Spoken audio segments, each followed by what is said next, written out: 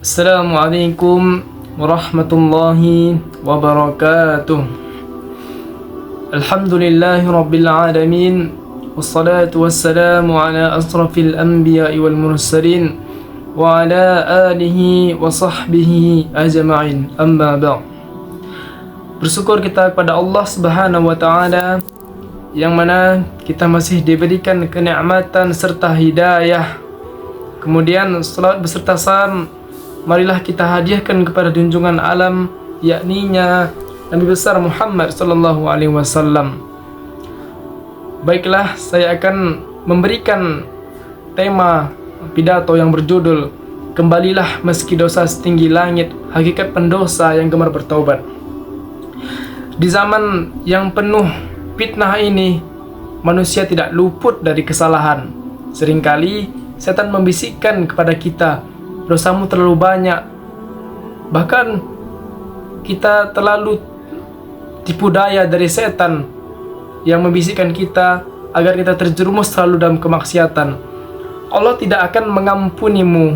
Namun tahukah Anda sebuah fenomena hati yang justru sangat dicintai oleh Allah Subhanahu wa taala, yaitu seorang pendosa yang tidak pernah jenuh untuk bertaubat. Bagaimana itu pendosa yang dicintai oleh Allah? Mungkin terdengar sangat asing, namun kisah-kisah Islam bahwasannya mengajarkan kita Allah lebih menyukai pendosa yang gemar bertaubat dibandingkan orang soleh yang sombong dengan ibadahnya.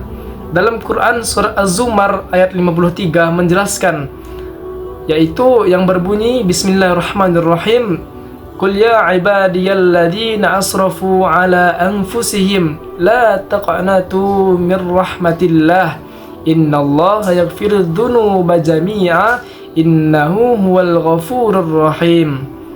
Yang artinya, wahai hamba-hambaku yang melampaui batas, janganlah engkau berputus asa dari rahmatku, maka kembalilah, kata Allah, sesungguhnya Allah Maha Pengampun lagi Maha Penyayang.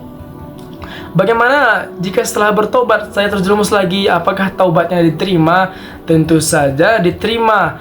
Kenapa? Banyak di antara kita merasa malu untuk kembali taubat setelah melakukan kesalahan yang sama. Kita menyebutnya taubat yang bermain-main. Namun Islam ini mengajarkan memberikan kabar gembira selama taubat dilakukan dengan sungguh-sungguh, yaitu taubat nasuha. Setiap kita kali jatuh, Allah akan terus menerimanya karena sifat Allah ini adalah At-Taubah, yaitu Maha menerima taubat, dan Al-Ghafar, Maha Pengampun. Jadi dosa yang berulang harus dilawan dengan taubat yang berulang pula, hingga akhirnya dosa itu terus menjijikkan bagi kita dan kita berhenti darinya. Setan ini ingin Anda berhenti bertaubat, jangan turuti keinginannya. Jadi setiap kita kali ingin bertaubat, setiap kali kita ingin kembali ke jalan Allah, pasti ada selalu bisikan setan yang ingin, kenapa kamu gini. Karena setan ini tidak suka bahwasannya kalau kita ini bertaubat dan kembali ke jalan Allah. Jadi banyak yang salah paham menganggap taubat yang berulang-ulang adalah bentuk dari mempermainkan Tuhan, padahal selama penyesalan itu tulus dan ada upaya untuk memperbaiki diri. Jadi setiap taubat adalah kemenangan kecil melawan ego. Justru berbahaya jika seseorang bertobat dosa lalu merasa sudah terlalu kotor sehingga enggan kembali. Disitulah kesalahan yang sesungguhnya. Jadi kita sebagai umat manusia, sebagai umat muslim, yaitu hamba yang dicintai Allah, jangan pernah kita memandang rendah seseorang yang sedang berjuang melawan kecanduannya atau kesalahan masa lalunya, seperti seorang yang suka berzina, seorang yang suka berjudi. Jadi kita tidak boleh kita mengklaim dia sebagai seorang pendosa, sebab bisa jadi satu setes air mata penyesalannya di hadapan Tuhan jauh lebih berharga daripada 1000 rakaat seseorang yang merasa dirinya paling suci.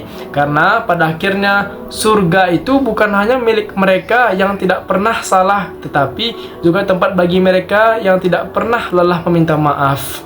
Mungkin hanya ini yang bisa saya sampaikan.